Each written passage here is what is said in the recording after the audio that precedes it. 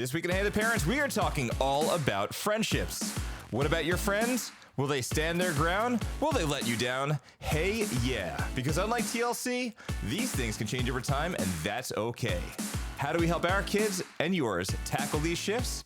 So buckle in, because on this episode of Hey the Parents, we are talking all about friendships, acquaintances, used-to-bes, and everything in between. And of course, we talk about when we were younger and mishaps with our own kids. Because on Hey the Parents, it's an honest discussion about raising kids. I'm Michael Height. I'm Sara D. And I'm Mike Levine. Kids don't come with a handbook, so we need your help. Where do babies come from? Where do you think they come from? Is this a kissing book? Mama! What? Hi. I learned it by watching you. There are no rules in this house. I'm not like a regular mom. I'm a cool mom. We sent them to the best boarding schools. We hired the best nannies. We did everything right. Hey, Mom! The meatloaf! No drinking, no drugs, no kissing, no tattoos, no piercings, no ritual animal slaughters of any kind. Together, we can rule the galaxy as father and son. This is Hey Other Parents, an honest, messy, imperfect show for raising kids. Hey, welcome back. It's us again. What's going on? Hello. Good to be back. Hey, guys. I love it. Oh, this feels so good. I am so glad to see you guys. We are back. We're going to discuss this whole thing. We're back to discuss this parenting thing. Yeah. So whether you are in the car, folding laundry, cooking dinner, getting organized, or on the go, we know that you have a lot of choices for podcasts out there. So thank you for listening to ours. We'd like to send a big welcome to our new moms and dads listening, a big hearty hello to the returning listeners who are back to put up with us for season 2. And as well, we want to give a little shout out to our friend Carolyn for introducing our podcast to her friends Christy and Jen. So thanks for listening to all you new listeners. And we are so excited because on this season of Hey the Parents, we have so many different topics to talk about. We've got some emails and voicemails from you guys over the past couple months and a bunch of different topics that we are planning on getting into. So we have a little surprises up our sleeves for season 2, but we have to start with the first episode. So we are here. So if this is your first time joining us in this podcast of Hey the Parents, it's a chance for a few of us parents who decided that we needed to join our efforts together to try to get through this thing as we call a survival course. We pick one theme or topic each week where we discuss it from the standpoint of when we were younger, what we grew up with our own parents, and then we shift on over to now as adults where we did not get a handbook for our kids. We talk about what we go through, we share some of our experiences, we learn from each other, and every week we feel a little bit better because we have each other and we have all of you. So if you have any comments, questions, suggestions, we'll tell you a little later in the show and how you can get in touch with us here. But without further ado, we're going to jump right into the main part of our podcast. And that entails our topic this week.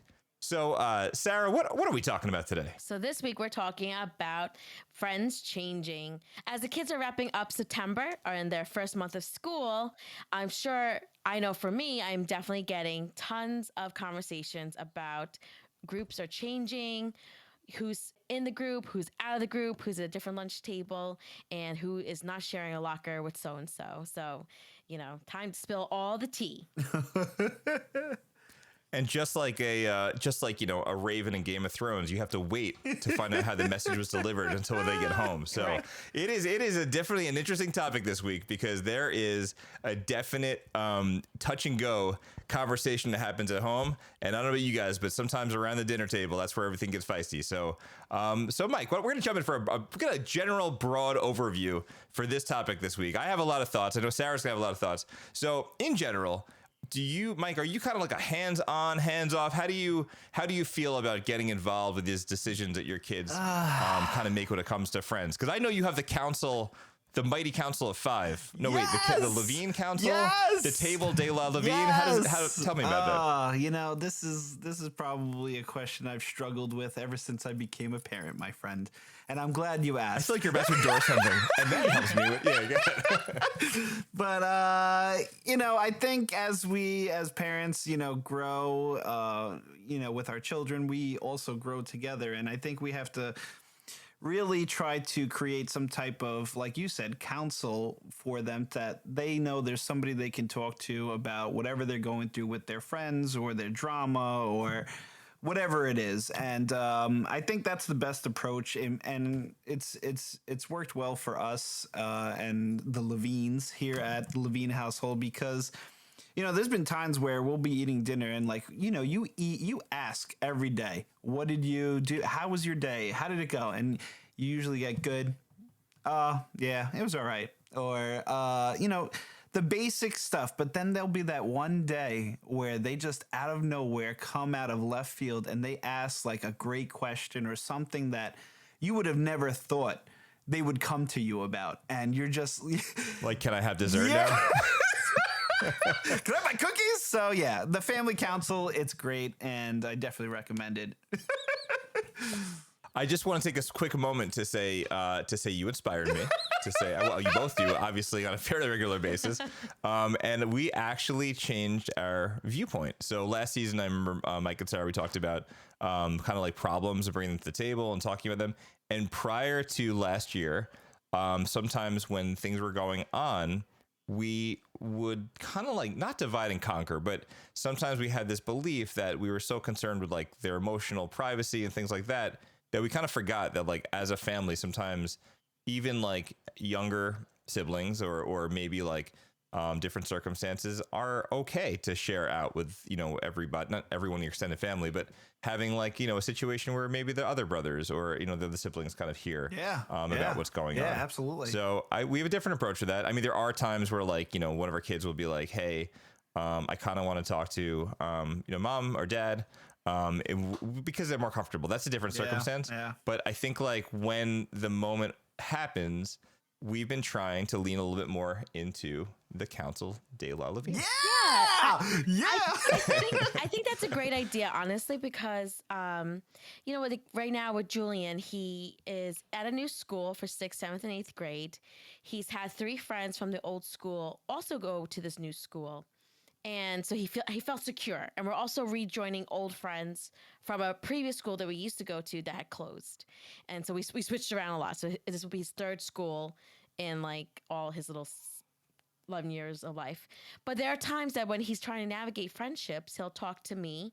Or I'll say, you know what, talk to your sister. Like, she's more hip. She's more cool. She gets it. And she'll like reiterate something I said, but in a hipper, cooler way. And, or, she just gives him advice and say, you know what, like guys don't, like guys I know, they don't really worry about that kind of stuff. And he's like, oh, okay. Yeah. So like with this friendship right now he has, one of the 3 guys decided to go to another table and he felt a little insecure about it. He was like, oh no, I'm going to lose a friend that I already have established. And he doesn't, doesn't want to share the friend, But I'm like, but I'm reminding him, like, you see him in class, like all your other classes, it's lunch is 25 minutes. You get to play soccer, basketball with him. Let him venture off, Yeah. And I just want to add on, I think as parents, sometimes we feel like we need to have all the answers or try to help out our children as best as we can. And I think it's okay as parents to say like, hey, I don't have the answer. And I think that's where the council comes in is, your brother or your sister may just shine a different perspective on it and kind of reinforce that family bond that like, hey, I got your back, take my advice. Or if you don't take my advice, okay, here's another viewpoint, maybe mom doesn't know the best answer. Maybe dad doesn't know the best answer. Maybe I don't know the best answer, but here's a couple of options and go out and tackle the friendship world, my friend. It's funny because I feel like something that that you guys kind of like, I don't know where this thought kind of came from. And I guess like you mentioned like Sophia, but something that I kind of like was trying to, I think before the show started, we were like pressing buttons and trying to figure things out. I'm in my kitchen. Things are happening. So there was this thought, and it was kind of like the question I think that we really kind of like, the underlying question for the week was really kind of like, how much as parents do we get involved? Do we not get involved?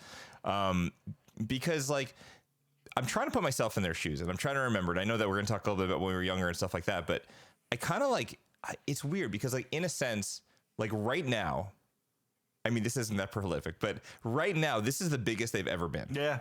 Like whatever problems they've had, these are the biggest problems I've ever had. Yeah. Right. Like we could talk about the stuff that they're going to encounter, but like, great. Like that's maybe going to happen. Maybe it won't. Like it doesn't matter because it hasn't happened yet. And I'm sure that their brains are just like thinking about like just now. Yeah. So like, it's really hard to like put that in context and not like cheapen the conversation, but also kind of come into the idea that love you, buddy. Ethan's going to sleep. I think about like, how to I don't know, like kind of almost like change the scope of it a little bit to think about, like remind yourself that like, yes, we've had all these experiences as adults, and like, maybe this is even comes down to like those campaigns of everything, like it gets better and all that. Because like they haven't had that pleasure or experience of getting away from the craziness and knowing that it gets better. So I guess we just have to like sort of remind ourselves to kind of like, try to edge off the experiences that we've had recently and just kind of remember what it was like at that moment, that fear of like the unknown, of like the fear of like, if I don't talk to this group of friends, am I going to be a social pariah? Am I never going to make another friend again? Yeah.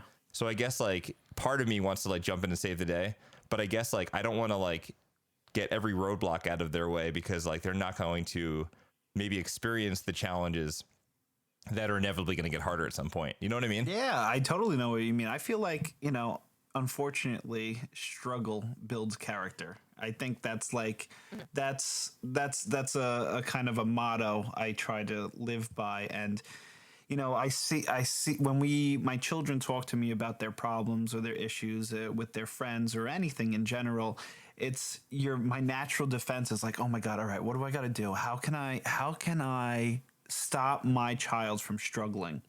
And the problem is, I feel like that may not always be the right course of action because I need to let them struggle a little bit before, so that they can know how to get out of their own mess, or how they navigate these friendships or dealing with people, and and kind of find their own way, because you can't be there for them their whole life, unfortunately.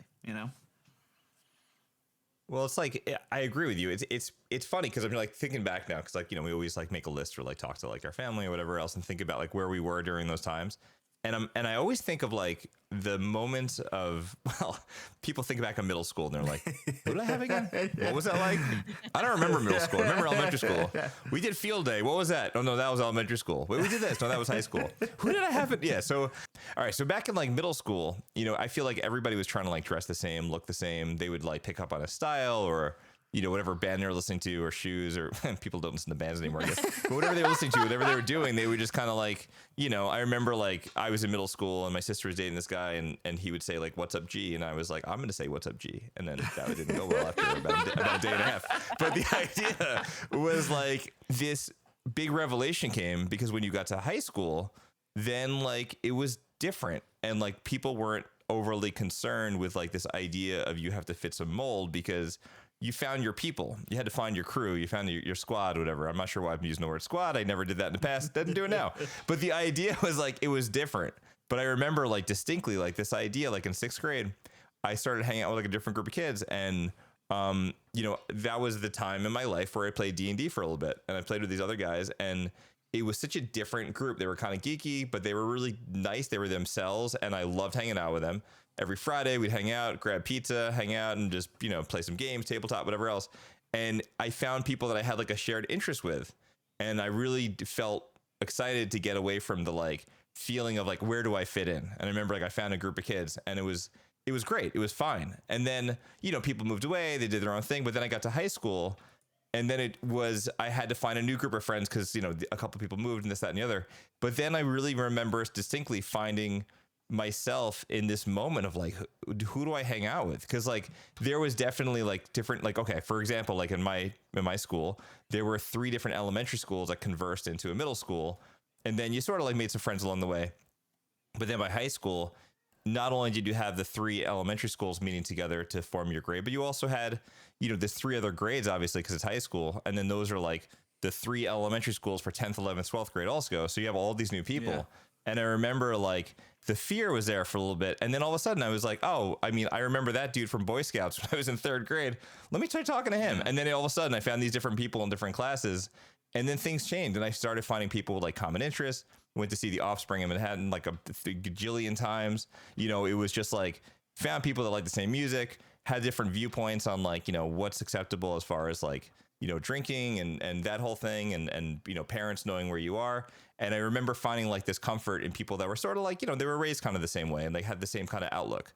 But I don't think that middle school is like that. And I think that there's some time and differences where you kind of have to get to that point. Well, I am totally scared for middle school for my son because he is in 5th grade, and that's that transition like you were talking about, and he's going into 6th grade. All the schools are converging into one middle school.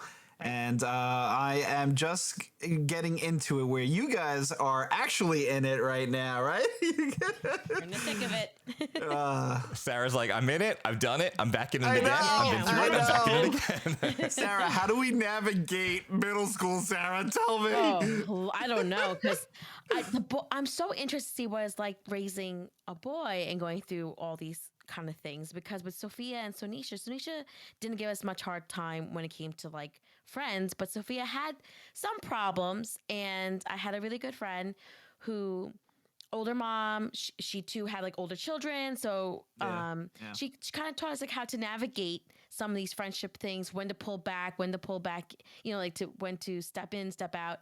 So I felt like I had a lot of guidance with that, so I'm like eternally grateful for her, because then I feel more confident as a mom to approach another mom, say, hey, like the girls are having a problem. I haven't had to do that really with Julian and his guy friends just yet.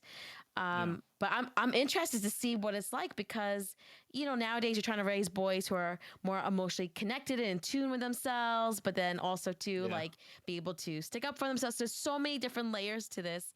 And when he comes home, he's still my baby and he's so vulnerable. And he's like, Mom, what do I do? And I'm like, I don't know. It is funny because they look different. They act. Yeah, they act different. And that's when I call Sophia his second mom. I'm like, second mom, you need to handle this because I have no clue, Yeah, it's so crazy because you bring up the whole thing with like boys and girls being different, and it's there are obviously there's some like commonalities and things, but like for my older guy, it's really wild because I feel like I think I mentioned last season a number of times how his friendship groups are a little bit different, because he was never the kind of kid that like wanted to be involved with like the crazy kids that get in trouble and like climb on stuff, and maybe just we were insane, we were like losing our minds in our body and our facial expressions at birthday parties. We were like, oh my God. But I mean, I feel like it's just his nature. He shies away from like the crazy, and he grew up and he had like a lot of friends that were girls and a couple friends that were boys that were like a little bit more on the reserve side.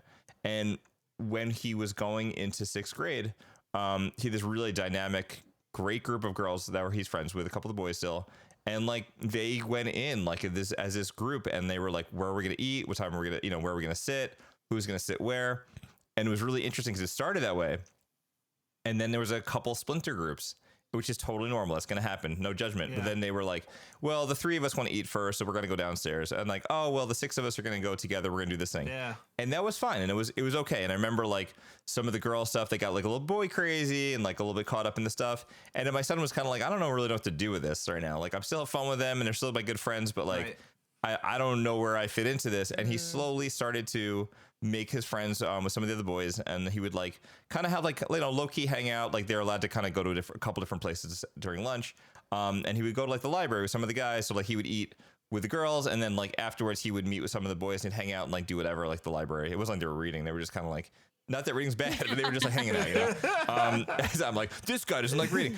So then what would happen is I kind of like, the summer came and went, and it was like, okay, we're going back to school. And now 7th grade came, and we saw him after school, like, how's it going? Whatever. And he's like, well, I'm thinking about, during lunch, I'm thinking about switching what I'm doing and hanging out with some of the guys. And my wife and I were looking at each other. We're like, how do we handle this? And I just like, I was like, instead of trying to like, be like, come son, come sit down. Let's have a chat. I was kind of like, look, dude, the thing is like, these girls have been your friends forever. And he recognized that. And I said, there's nothing wrong with what you're doing. But initially my gut was like, don't move, don't change, don't do anything. And I was like, what am I saying? Like, it's time for him to learn. Yeah. But I think one thing that I think he wasn't like maybe cognitive of, or maybe we just didn't give him credit for it, or he was a little shy or whatever, was like, how do you not burn bridges? Yeah. Because like, ultimately what it came down to, I was like, go call your friend Amalia, talk to her and be like, hey, this is what I'm thinking. Like, what do you think? And then he was like, oh, all right. So he called her up, he called his good friend up, and he said to her, like, look, I think I want to sit with, some of the boys, whatever, and hang out with them during lunch. And she was like, yeah, that's fine, whatever. But like, I think she appreciated this idea that he like connected with her, talked to her about it ahead of time. So it wasn't like, it could have been perceived 1,000 different ways, right? But I think like teaching the kids about not burning bridges.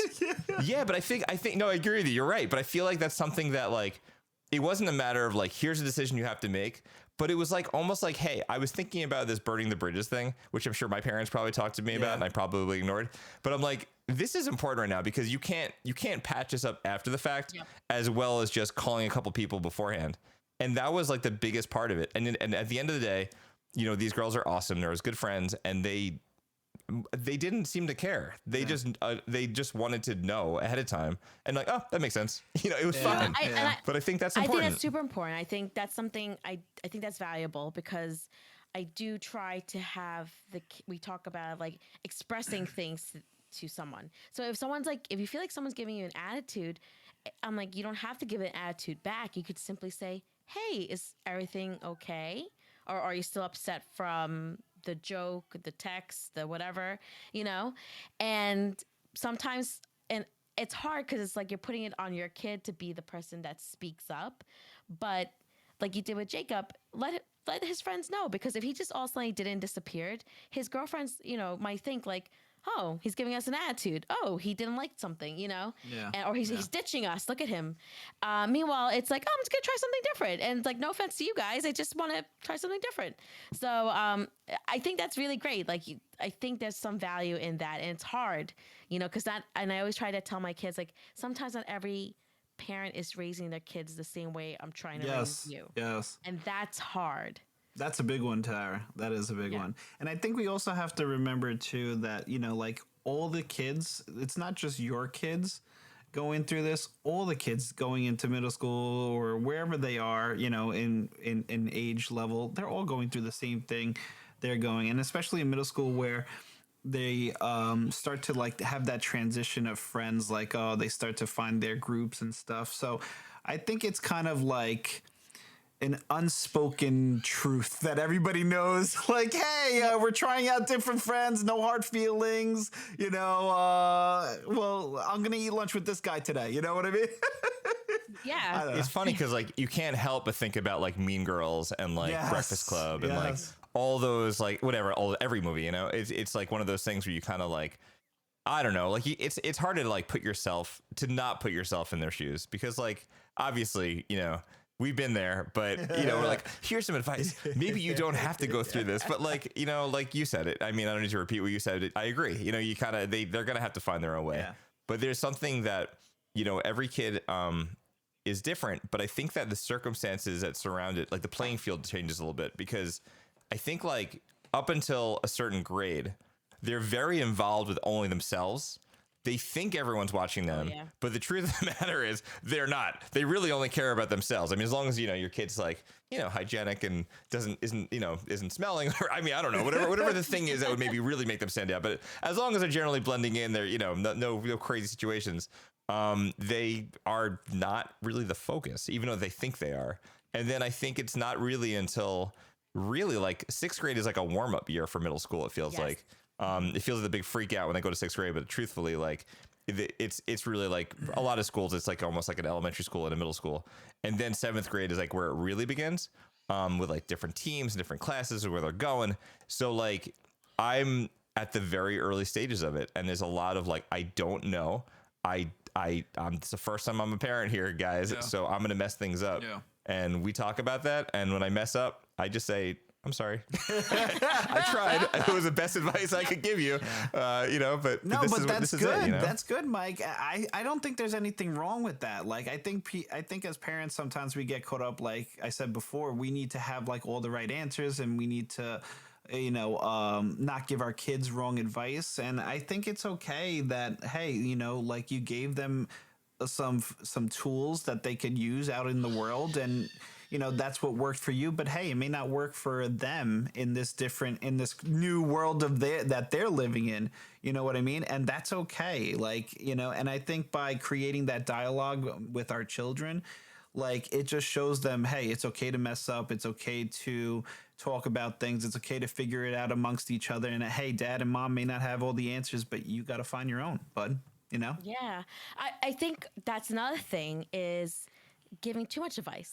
So the best advice I got one time as I was driving, I had Sophia and my niece Brianna in the car, and they're talking and I'm talking, and I'm thinking we had a great conversation, and all of a sudden they're both huffing and puffing, and I'm like, what's the matter? Yeah. I'm like, what did I do? This is a great ride to the mall. Did I forget to stop at Starbucks? What happened? And they said to me, and they had to be like maybe 5th or 6th grade, still young, still vulnerable, less grumpy. And they said, but you're vulnerable. Why would I know. They said, what are they doing to they you? were like, I know. They were like, we just want you to listen to us and like not give us advice. And I was like, oh, so what now? Ever since then, I heard them all ears. So now whenever they do come and share something, whether it's a niece or because I don't really have any nephews that are old enough just yet. Either my nieces or my own children, when they come to me like with a friend like situation, either I say to them, okay, so what are you gonna do, or how's that making you feel, or I'll do this one. Can I give some advice? And take it from there. Because sometimes I'm like, is this like, do you just want to? Or sometimes I'll say, do you just want to vent? And like, yeah, I just need to get off my chest. Like, okay, and like, no, and that happened to me too. Yeah, it's like trusting your kids that they can make good decisions, or are they ready, or they have a plan. They're just getting it out. I never forget, Lucas, like, it's funny. I laughed when you said the huffing and the puffing, because it doesn't matter what family it is, who it is, all your kids, you notice them huff and puff when you try to talk to them about something at a certain, and especially in that 10, 11, 12, 13 preteen stage, you know? So, I clearly see Lucas huffing and puffing and saying, and he said it before, Dad, another life lesson. And I'm like, come on. Yeah, I'm going to give you a life lesson. But then at the same time, here we go. Chapter 4. Yeah. And then I walk away after giving him the life lesson. And I'm like, damn, man, I really got to just listen more, rather than maybe he just wants me to listen, because the huffing and puffing, it makes you feel bad, but you're like, again, trying to give him what he needs to survive, And you want to be like Danny Tanner and just get all the hugs at the end of the conversation. Wrap it up. Okay, I fixed that problem. Come on, Cosmo, let's go. That's crazy, because there were some articles, and you both kind of made me just think of them. There was I say article slightly, it's a BuzzFeed thing, but it was there were a couple things that was about like really relationship stuff, because sometimes like when my wife and I have these like we'll go through a couple of weeks where like whatever, like for whatever reason work's busy, we're getting into silly arguments and things, so I like stumble across these articles. I'm like, oh, those are good tips, I should try that out. And one of the things that we saw was like it was for marriage stuff, but like it actually fit exactly what you were saying. That's why my eyebrows like lit up. It was I'm not sure if eyebrows are supposed to light up. That sounds very dangerous. The thing that you said was do you want advice right now, or do you just want to vent? Right. And like actually formally asking that as a question. Yeah. Like, we're about to go into this conversation right now.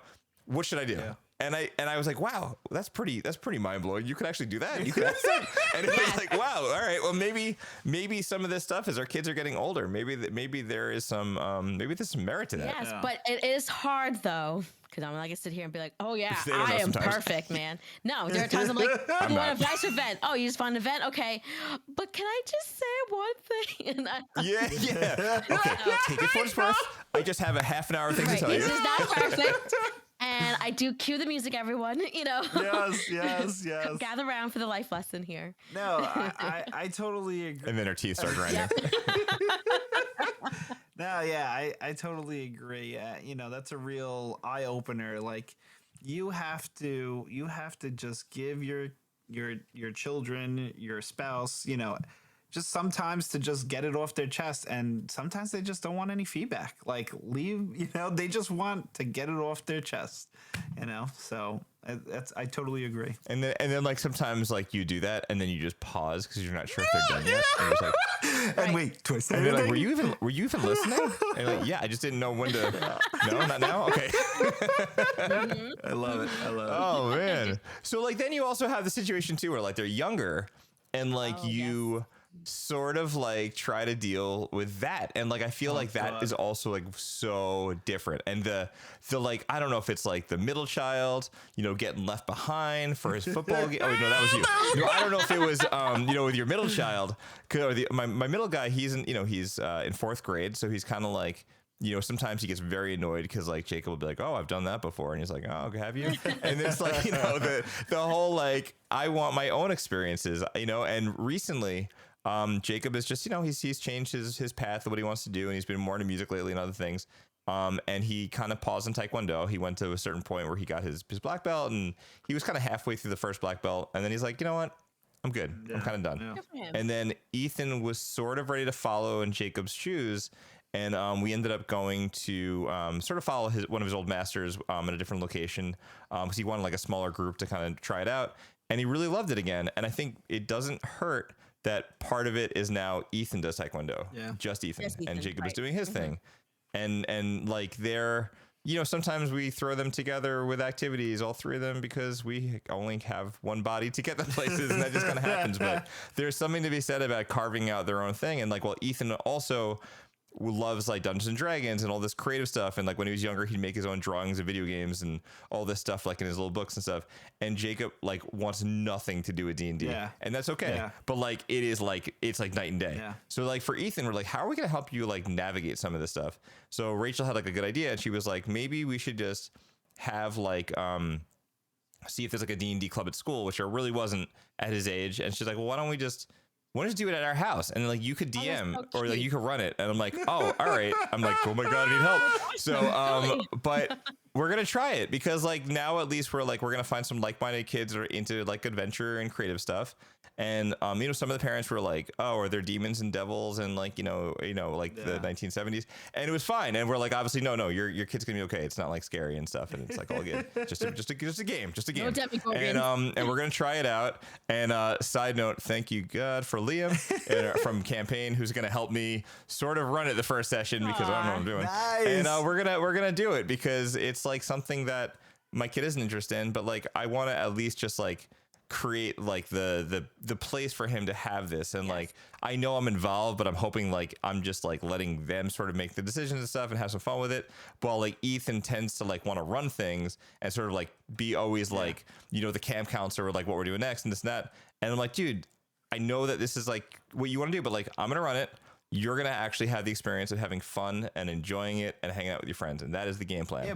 And we're going to see how it goes. I'm going to report back because I mean, this is going to happen next month, but it is going to happen. But I think it's awesome. This is the middle kid. This is the younger kid. My youngest is a whole different story, but this is where we are. That is a great idea. And I think, that's where it all starts. Our kids' first friends are you. You're their moms, their dads, their brothers, their sisters. Those are their first friends. Right?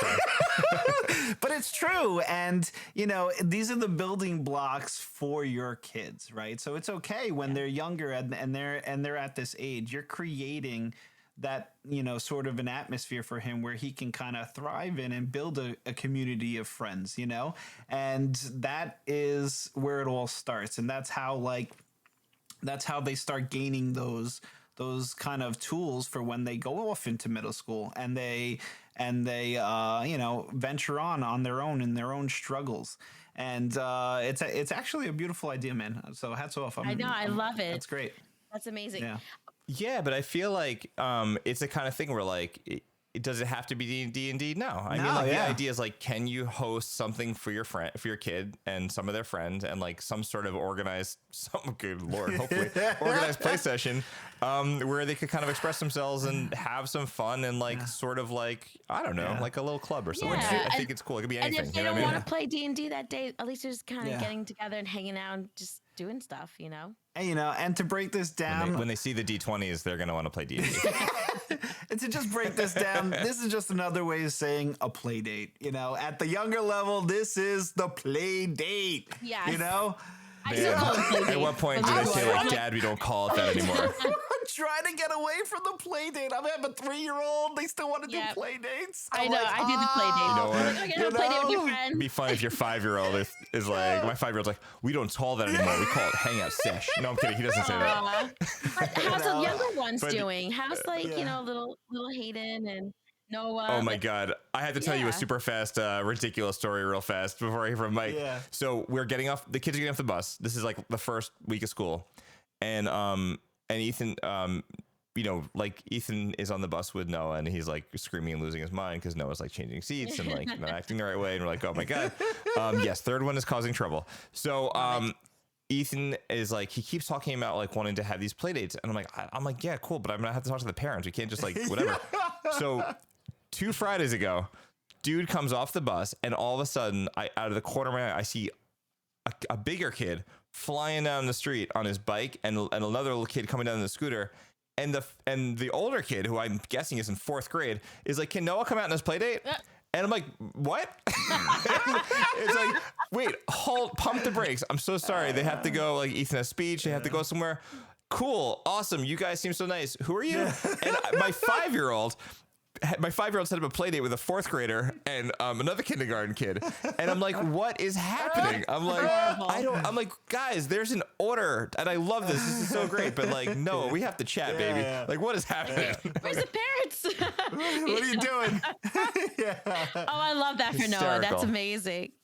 I know. Yeah, Ellie, right now for my middle child is Ellie. And she always wants to do what her older brother wants to do. Like, we just let Lucas go out on his bike to see Olivia Rodrigo. No. to the school because like we live within. Oh, really? We live within walking distance from our school. So we have him on like a life tracker, like where you're going, and all his friends. I was just gonna ask you that. So he's connected digitally. Yeah, some way. He's connected digitally. Okay. We see him, and Taylor and I were really struggling with this. We're like, my wife. We're like, oh my God, have you checked in? Where is he? He's moving at 2 miles per hour, and it was just a real eye opener for him that he was growing and going on to do his own things now. And like Ellie is like, oh, Dad, I want to go too. We're like, sweetie, you're 8 years old.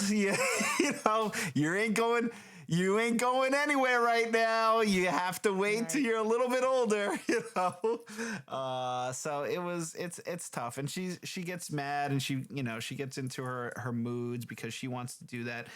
And there are some friends around our neighborhood that are her age that their parents let them go and hang out, and I'm just like, not my... Like on their own, they could just go? Yeah, on their own. And I'm like, yes, I see that too. Not my kid. Not my kid. Not right now. When she's older, for sure. Definitely. But not right now. Back in the day, I mean, we used to be out. I was 8 years old going to 7-Eleven. Yeah, I know. Fishing, selling bait and lemonade. And my mom didn't know where the heck I was. I came home by 5 o'clock. I was good to go. I know. I think it just really comes down. Yeah, it just really comes down to what you're comfortable with, really, That's what it comes down to. I'm not comfortable. Came home with a fat wad of 20s and you were like... Yeah, me either. I wasn't right. I was like, look, Mom, dinner's on me. But we're eating good tonight. Yes.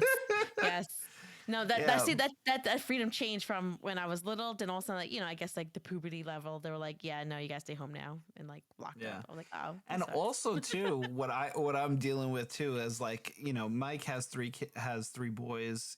Sarah, you have boys and girls, and like as a guy trying to talk to his daughter, like she has come to me with everything since she was younger. And then, like a couple weeks ago, she was like, "Oh, I'm gonna talk to Mommy about my friends with her friends and some girls stuff that's going on." And I'm like, "Oh, I'm like, okay." A little heartbroken. What happened to honorary girls? What is this? I'm an honorary girl. We've talked about this. Well, you gotta put your badge on the shelf, I guess. You know. I know. I guess I'm retiring because. Well, yeah, you know. buckle in. Let me tell you, because Sophia and Jean, that was Daddy's little girl, and now, you know, he's like, I don't even know to look at her the wrong or right way sometimes. I'm like, she's gonna kill I'm me. like, she's like Medusa. Just don't look at her at all directly. Just, you know. And I get it. Well, it's funny because like I'm not a female, so like I don't know maybe some of the things that she may be dealing with, you know, because I can't connect with her in that regard. But you know, I just want to know. I want her to know I'm always there. You can always talk to me. You know, you keep trying. You keep going. Yeah, you keep trying. Yeah. So. But the thing is like you mentioned before about like the boys and girls. I'm seeing the flip side of that now. Like. Jacob, for certain things, like, you know, it could be subtle things. It could be like, you know, whatever, like going somewhere, he'll be like, I want Daddy to take me. Like, you know, it's just, he, you know, certain circumstances, you know, I don't know if his personality wise in different circumstances, or like my wife's a really good listener, and like certain things like he wants to go to her for, or like it was just like, you know, maybe I'm going somewhere to take him, and like some of the guys are there.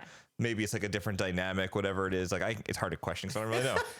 But I am seeing like certain at this age now, he's sort of like is like, I kind of need my dad right now. So that's cool. That's cool. Yeah, no, that's awesome. It's cool to experience that because, you know, for the longest time it was like, oh, that's cute. I'm gonna go to mom. Yeah. So, you know. You're like, so, yes, you know. guy that sits over there. Yeah. But it's true. I feel bad for my wife because I think what you described, Mike, I kind of see her struggling with now, because she's like, I have the same answers and things I had last week. Now they suddenly aren't good enough. Yeah. But they are though. He's still, you know, obviously this like at the end of the night, sometimes we plop down on the couch and all of a sudden like, oh, all right, we're good. You know, we're talking. No, but definitely. It's just that she doesn't know when that's going to happen. No, and that's what I'm facing with Julian now. So I feel Rachel's pain and Levine, your pain too, because you got on the other side. But with Julian, there are times he's like, Mom, that's not cool. Mom, don't say that, you know. And I'm like, oh, my little man. And he's like, stop it. As you like lick your thumb and you like clean the food off of his face. So I'm sorry, Julian. Love you to pieces. Stop wiping my face, Mom. I know. I'm like, and buy me a Gatorade bottle that makes like noise every time I drink out of it. So I have to learn, because there are things that I do that apparently aren't cool. Just be breathing the wrong way, you know. I know. It is crazy. We've all been through this stuff already, right? So like we have our whole like disposition on things, and we know acquaintances and friend acquaintances and friendships, and you know, and right now like we have to, like I mentioned earlier in the episode about like how do we like take off our memories and feelings of going up with this and just be present and be in the moment now? Like, do you struggle with that? Because I think I struggle with it. Yeah, I struggle with it more with like watching if my kid's getting upset, I'm different. It's a different emotion. Yeah. Like if I see they're visually upset and I see that they're having a hard time with like friendship groups or making decisions, I think like all of a sudden if they get upset and the tears come, then I'm all of a sudden I'm a wreck. But like in the moment, I kind of almost need to be like a voice in my head, kind of reminding myself of like, no, this is important to them right now. It may not sound super important, but like right now, this is a big deal to them. Yeah. And I kind of have to like get myself to like tap into that. I think for me, and what works for me and my family, and is that we try, and I think I've said this before with many other things, and I just try to take that perspective with life in general, is just finding the balance. And you know, with my friends, my son, my children and their friend issues and their own life issues, you know, I try to find the balance in giving them enough tools that they can conquer those issues and letting them figure it out on their own.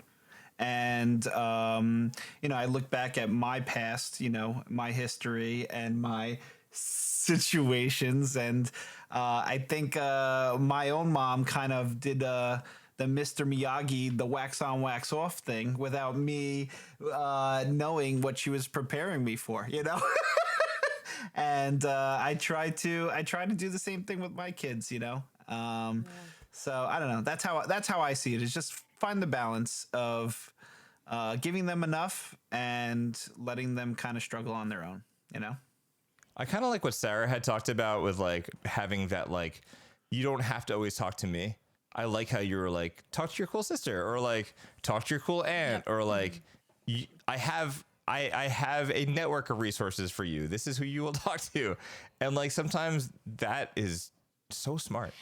Right. So I didn't grow up like that, to be honest with you. Like, so I feel like my mom, my dad, obviously they cared about us, but they were so old school that like we didn't really talk about that stuff. And there were times I definitely think in hindsight, if I got once in a while little Danny Tanner conversations, maybe things, not like things were very complicated when I was younger, but it would have been nice to get some advice here and there. I was like really drama free. I had like a small group of friends. Like, we only like broke up like in senior year of high school when like boys got in the way. Yeah. But for the most part, I was like unbothered, and I was very like forward with my friendship making. I was like, "Hey, I'm Sarah. Do you want to be my friend?" And like, I don't know, I'm Sara. that like We should worked be for friends. like a charm, or I'll be like, "Hey, did you have last night's homework?" And like, yeah, I'm like, "Oh, okay." And then like, I'm like, "You want to exchange numbers?" Like, I don't know. I was just like, very fumbling around making friends. That's And hysterical. somehow they just, I made friends.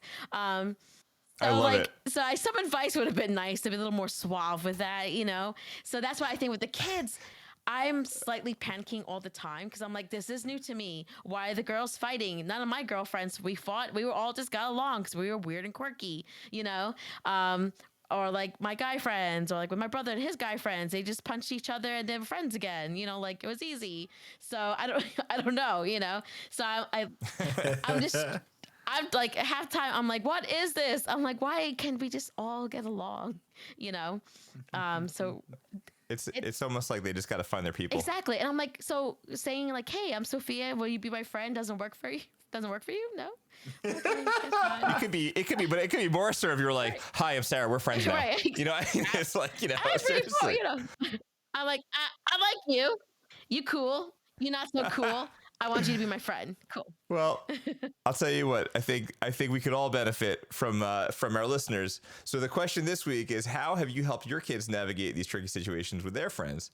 We'd love to hear from you. If you want to answer this question, have comments or questions for the show, you could get in touch with us one of three ways, or all three if you're feeling needy like we are. Can we be friends? One, you can leave a message on our Hey the Parents voicemail line at 559-537-5437.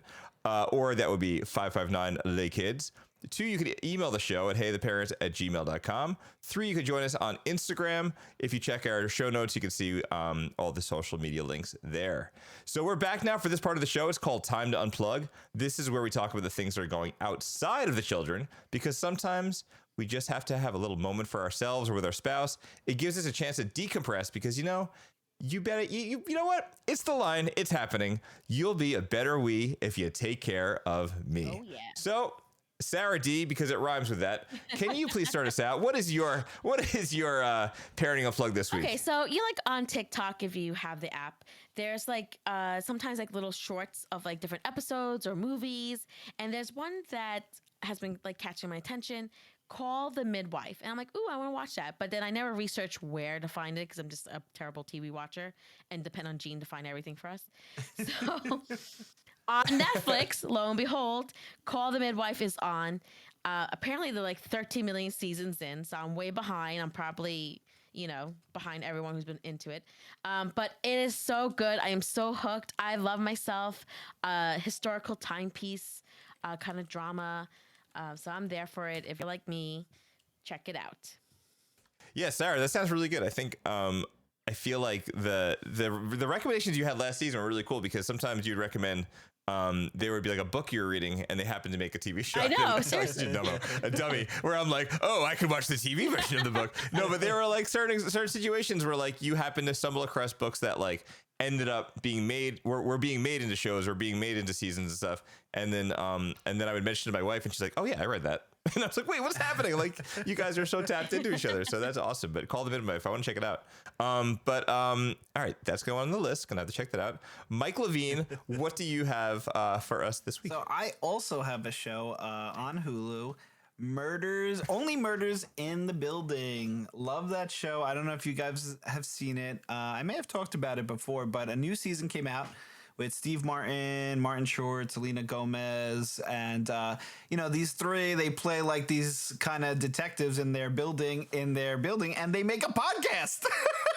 And they talk about how somebody got murdered in their building, but what's really interesting is like, how can they make another season? And they always find a way to keep it going. The show's really great, and I definitely recommend it, because when me and Taylor do have time, we do like to watch this show. And I think we're up to like episode 3 now.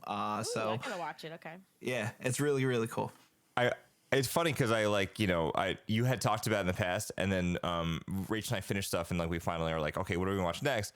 And she finally put on Only Murders in the Building, and we watched the first couple episodes, and it's really good. Yes! And I was trying to understand the dynamic, because like the Steve Martin and Martin Short, like when they're together, like they don't stop joking, like they just, it's almost like somebody has to like tell them to stop. Yes. So like it's interesting because the three of them together, what's her name again? I just Selena totally blanked. Gomez. I'm so sorry.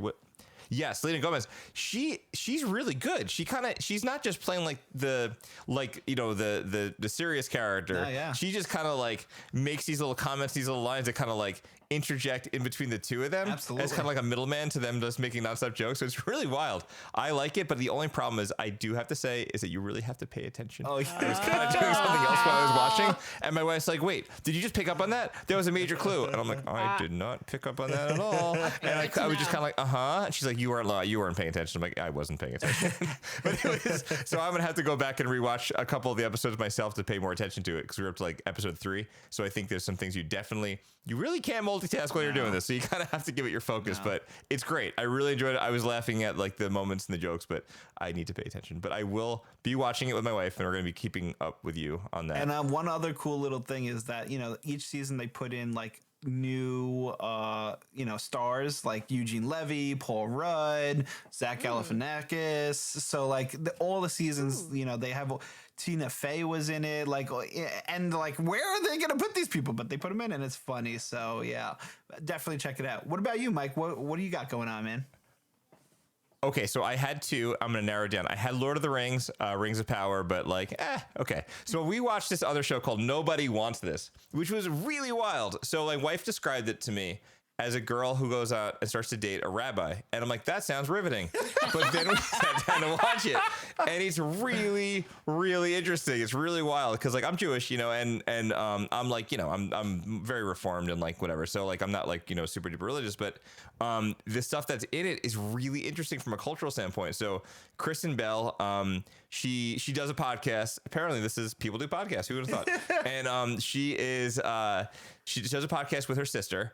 And she has like ongoing, like just really like just relationships and dates that just don't work out. Like there's constantly they have a podcast about relationships, about physical stuff, a little like PG-13R level stuff. And she goes out to this dinner party, and her friend's like, asking if she, trying to like connect her with a rabbi, this guy, and she truly believes that this guy who's just like stereotypical beard, looking all serious, wearing whatever, is the rabbi, and it's not. It's just some guy that she happened to be talking to at the party, and then they hit it off, and it's such a weird and interesting dynamic because of like the cultural standpoint of. Well, I mean, it's also in LA, so whatever. But the cultural standpoint of being like really, really true to your faith and like your family and the culture that surrounds it, and like what can you part with to do things differently that are accepted or not accepted, and how do you break that change, or how do you make that change, or what's allowed? And it's really interesting. Things definitely don't go in the way that you think they're going to go. Definitely good for when the kids are in bed. It's not for them. It's for the grownups. Okay. But I liked it. Was it perfect? I don't know. But I think it was really, really interesting and funny, and the characters are great. And it was something different. And we got through the whole season. We dug it. And I don't know if they're going to make a season 2. If they do, it would be interesting. But that was fun because it was like, sometimes it's fun just to like binge the bejeebers out of a show. And sometimes they have rabbis and sometimes they don't, but it was really interesting. So it was good. But it was funny because my sister-in-law and her husband were watching it, and apparently my wife and her were like texting back and forth. It's like, I don't think this guy looks like a rabbi. He's not even wearing a suit out in public. How does he dress like that? I'm like, that's the important part of the show. I'm like, good Lord. All right. So anyway, it has been so much fun sitting down with you guys on the microphone and getting back into this Hey the Parents thing. It is good to be back. I'm so glad we're here for season 2. But I think we're out of time for this episode. On Friends Changing, we talked about the little ones, the big ones, the females, the males, going to daddy, going to mommy, talking in the car, knowing when to stop interjecting, and maybe not knowing. But we'd like to take a special moment to thank our listeners and supporters for donating to the show. If you want to help support the show so we can keep on making shows like this one, we have a link to donate in the show notes. And if you don't have the means to do so, we really appreciate it when you tell your friends or family about our podcast so we can reach more listeners and, maybe we could learn from them. They could learn from us, and it's just a growing community. Please leave us a review if you get a chance on Apple Podcasts or Spotify. And we can't wait to explore this parenting thing again with you on next week on Hey the Parents, because every week it's an honest discussion about raising kids. Don't forget to hug your kids and charge those Chromebooks. That's going to do it for me, for Mike, and for Sarah. We'll see you next time. Bye. Bye. Peace. Hey the Parents is produced by Mike Levine, Sarah Desravines, and me, Michael Haidt. I edit and mix our show. Our intro voice recording was done by the one and only Coltrane. If you like our show, we hope that you will consider going to our show notes and help support the podcast. Check the show notes for social media and information and contacts, and we look forward to seeing you next time.